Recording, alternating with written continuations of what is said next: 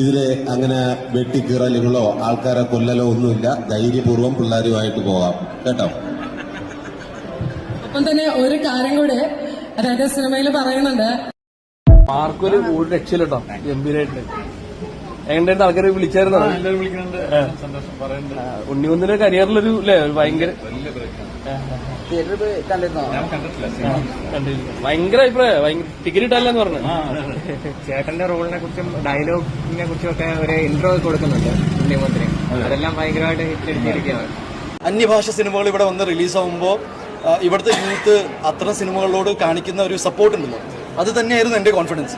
Okay, പുറമേ നിന്ന് ഒരു സിനിമ വരുമ്പോൾ നമ്മുടെ സിനിമകൾ മാറ്റി വെക്കുന്നു, ഇത്തരം സിനിമകൾ ഇവിടുത്തെ വലിയ ഡിസ്ട്രിബ്യൂട്ടേഴ്സ് തിയേറ്ററിൽ കളിപ്പിക്കുന്നു, നമ്മുടെ യൂത്ത് അത് പോയി കാണുന്നു. എന്നെ സംബന്ധിച്ച് ഡെഫിനറ്റ്ലി നമ്മുടെ ഇവിടെ ഇങ്ങനത്തെ സിനിമകൾ വരാത്തത് കൊണ്ട് മാത്രമാണ് നമ്മുടെ യൂത്ത് അങ്ങോട്ട് സിനിമകൾ പോകുന്നതെന്ന്. അതിൽ തെറ്റൊന്നുമില്ല. അപ്പോൾ ഇനി അങ്ങോട്ട് നമ്മുടെ സിനിമകൾക്കും നമ്മുടെ ടെക്നീഷ്യൻസിനും നമ്മുടെ ഫിൽം മേക്കേഴ്സിനും നമ്മുടെ പ്രൊഡ്യൂസേഴ്സിനും ഇതൊരു വലിയൊരു ഒരു കോൺഫിഡൻസ് വരട്ടെ.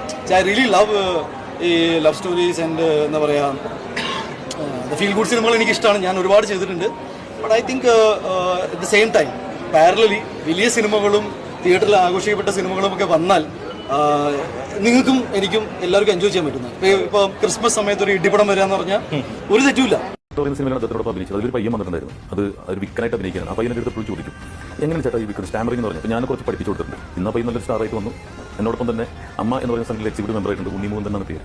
അപ്പം അന്ന് അതിലൊരു നടി ഇവൻ്റെ ഒപ്പം നിന്നിട്ട് ഫോട്ടോ എടുക്കാൻ, ഇത് ഉണ്ണി പോലെ ഷെയർ ചെയ്യാത്ത കാര്യമാണ് ഞാൻ ഷെയർ ചെയ്തത്. അതിൻ്റെ ഒപ്പം നിന്ന് ഫോട്ടോ എടുത്ത് കുറച്ചിൽ പോലെ ഒരുമിച്ച് ഫോട്ടോ എടുക്കാൻ പറ്റില്ല ഫോട്ടോഷൂട്ടിൽ. അപ്പോൾ നടിയുടെ പേര് ഞാൻ പറയുന്നില്ല. അപ്പോൾ ഞാൻ ഓർത്തു അധികം പുതിയ പയ്യനാണല്ലോ, എൻ്റെ ഒപ്പം എടുക്കാൻ പറ്റില്ല എന്ന് പറഞ്ഞു. പക്ഷേ കാലം അവനെ നായകനാക്കി തിരിച്ചുകൊണ്ടുവന്നു. ഒരുപക്ഷെ ആ നടി അവൻ്റെ ഒപ്പം ഇപ്പോൾ ഫോട്ടോ എടുക്കാൻ ആഗ്രഹിക്കുന്നുണ്ട്. അപ്പോൾ കർമ്മ എന്ന് പറയുന്നൊരു കാര്യമുണ്ട്, കാലചക്രം എന്ന് പറയുന്നൊരു കാര്യമുണ്ട്, കാവ്യ നീതി എന്ന് പറയുന്നൊരു കാര്യമുണ്ട്. അന്ന് എനിക്ക് മനസ്സിലായി. കാരണം ആരെയും ചെറുതായിട്ട് നമ്മൾ കാണാൻ പറ്റില്ല. ഒരു മൈൽക്കുറ്റിയാണെങ്കിൽ പോലും നാളെ എന്താവും അറിയാൻ പറ്റില്ല. രാജീവ് കുമാർ സാർ എന്നെ പഠിപ്പിച്ചെന്ന അതാണ്. ഇന്ന് എനിക്ക് ചെറിയ നടനായിരിക്കും, പക്ഷെ നാളെ നല്ലൊരു ഹീറോയി മാറും. ഫസ്റ്റ് കയറുന്ന മുറിയിൽ അത്ര ഉണ്ടായിരുന്നു, ബാക്കി അച്ഛൻ പണിതെടുത്ത. ശരി, അതെ അതെ, അത്രേ ഉള്ളൂ. കിച്ചനും ഇതും 1 BHK എന്നല്ല 1 കിച്ചൺ.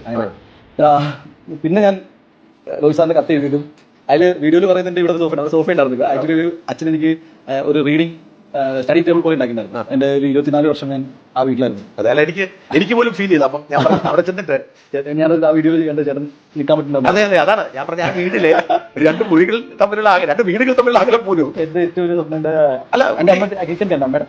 അതാ ഞാൻ പറഞ്ഞ കിച്ചണ്, ആ ടോയ്ലറ്റ്, ഇരുന്ന ആ സ്ഥലങ്ങള്, ആ വീടിന്റെ സൗകര്യങ്ങൾ, അതിലേക്ക് കയറി പോകാനായിട്ട്, അതായത് തല താഴ്ത്തിയില്ലെങ്കിൽ തല എനിക്ക് ഹൈറ്റ് കൂടുന്നുണ്ടെന്ന് അറിഞ്ഞത് എന്റെ തലടിച്ചിട്ടാണ്. വീട്ടിൽ 4 പട്ടികളുണ്ട്. പണ്ട് മുതൽ എനിക്ക് എൻ്റെ അമ്മയ്ക്കും ഒരു പട്ടികളിലേക്ക് കാണുന്നുണ്ടായിരുന്നു.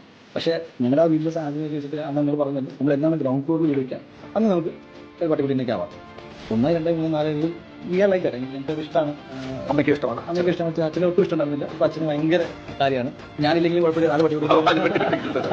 അന്ന് എൻ്റെ അമ്മ വലിയ പറഞ്ഞ് 2 പട്ടികൾ നമ്മൾ അപ്പാർട്ട്മെന്റിന്റെ മുകളിൽ ഇരുന്ന് സംസാരിക്കുന്ന സമയത്ത് നമ്മൾ പല സമയങ്ങളും ഇരുന്ന് കുറെ സംസാരിച്ചിട്ടുണ്ട്. അപ്പോൾ സംസാരിക്കുന്ന സമയത്ത് നിങ്ങൾ ഒരു കാര്യമുണ്ട്. ഏകദേശം ഒരു സമയത്ത് ഞാൻ ഇതിന്റെ മുകളിൽ ചാടി തീരുമാനമായാലോ എന്ന് വിചാരിച്ചിട്ടുണ്ട്. അങ്ങനത്തെ ഒരു സിറ്റുവേഷൻ വരെ നിങ്ങൾ കടന്നു പോയിട്ട് നിങ്ങൾ ജോലി ഒഴിവാക്കി കരിയറിന് വേണ്ടിയിട്ട് ഇവിടെ വന്ന് ഒന്നും ആയില്ല. അങ്ങനത്തെ സിറ്റുവേഷനൊക്കെ കടന്നു പോയിട്ട് എങ്ങനെയാണ് ഇത്തരം പ്രശ്നങ്ങളൊക്കെ നിങ്ങൾ തരണം ചെയ്തത്? എന്നിട്ടും ഈ ഒരു പച്ച സ്റ്റോറി നിങ്ങൾ എങ്ങനെ ക്രിയേറ്റ് ചെയ്തു? അതൊന്നും അറിയാൻ കൊള്ളാം. കുറച്ച് വെള്ളം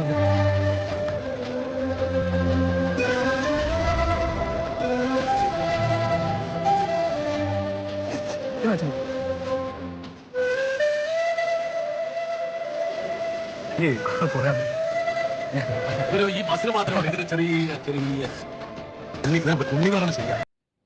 മാർക്കോ പടത്തിനെ പറ്റിയിട്ടാണ് അപ്പൊ സുരാജ് അപ്പൊ ഇമാതിരി വർത്താനം പറഞ്ഞേക്കണത്. അപ്പൊ എനിക്ക് ഇവരോടൊക്കെ പറയാനുള്ളതെന്ന് പറഞ്ഞാൽ, നിങ്ങളും കഷ്ടപ്പെട്ടിട്ട് തന്നെയല്ലേ ഈ ഫീൽഡിനകത്തേക്ക് വന്ന. അപ്പൊ ഒരു കഷ്ടപ്പെട്ട് വന്ന് അതിന് കഴിഞ്ഞിട്ട് അതിനകത്ത് സക്സസ് ആയ ഒരാളെ പറ്റിയിട്ട് എന്തിനാണ് ഇങ്ങനെ, അതായത് ആ ഒരാളുടെ പടത്തിനെ പറ്റിയിട്ട് എന്തിനാണ് ഇങ്ങനെ ഒരുത്ത വർത്താനമൊക്കെ നിങ്ങൾ പറയുന്നത്? എനിക്ക് ആ സുരാജിന്റെ അത് കേട്ടപ്പോഴത്തേക്ക് എനിക്കൊരു അസൂയ കൊണ്ടിട്ടുള്ള ഒരു വർത്താനമായിട്ടാണ് എനിക്ക് തോന്നിയേക്കണത്. അല്ലാണ്ട് സുരാജ് തമാശക്ക് പറഞ്ഞായിട്ടോ അങ്ങനെയൊന്നും എനിക്ക് അതിനകത്ത് തോന്നുന്നില്ല. അതായത് എപ്പോഴെയോ ഉള്ളിനകത്തൊരു സാധനം കിടക്കുന്നുണ്ട്. അതായത് ഞങ്ങളുടെ പടത്തിന്റെ ഒപ്പം ഇറക്കി നിങ്ങൾ എന്തിനാണ്, നിങ്ങൾക്ക് ആദ്യമേ അറിയാലോ മാർക്ക് ഈ ഒരു ടൈമിനകത്ത് ഇറങ്ങണേന്ന്. അപ്പൊ അതിന്റെ കൂടെ കൊണ്ടുവന്ന് നിങ്ങൾ തന്നെയല്ലേ വെച്ചത്.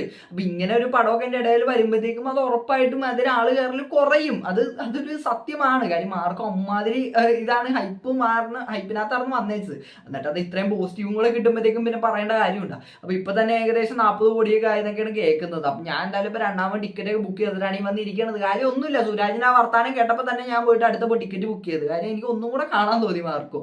നിങ്ങളുടെ ഈ വർത്താനം ഇമാതിരി സാധനമൊക്കെ മാർക്കോയ്ക്ക് ഒരു പ്രൊമോഷനായിട്ടേ മാറുള്ളൂ. അല്ലാണ്ട് നിങ്ങളുടെ പടത്തിന്റെ പ്രൊമോഷനാണ് നിങ്ങൾ ഉദ്ദേശിച്ചെങ്കിൽ മാന്യമായിട്ട് വന്ന് പ്രൊമോട്ട് ചെയ്തിട്ട് പോവാം. അല്ലാണ്ട് ഇപ്പൊ കണ്ടവന്റെ പടത്തിനെ പറ്റിയിട്ട് ഇങ്ങനെ ഒരു കുറ്റം പറഞ്ഞിട്ട് കാര്യമൊന്നുമില്ല. അതാണ് എനിക്ക് ഇവരോടൊക്കെ പറയാനുള്ളത്. അപ്പൊ എന്താണ് ഇതിനെ പറ്റി നിങ്ങൾക്ക് പറയാനുള്ളത്? വീഡിയോ കണ്ടിട്ട് വീഡിയോ ഇഷ്ടപ്പെട്ട മാത്രമല്ല സബ്സ്ക്രൈബ് ചെയ്യാൻ എല്ലാവർക്കും അടുത്ത വീഡിയോ കണ്ടെനിക്ക്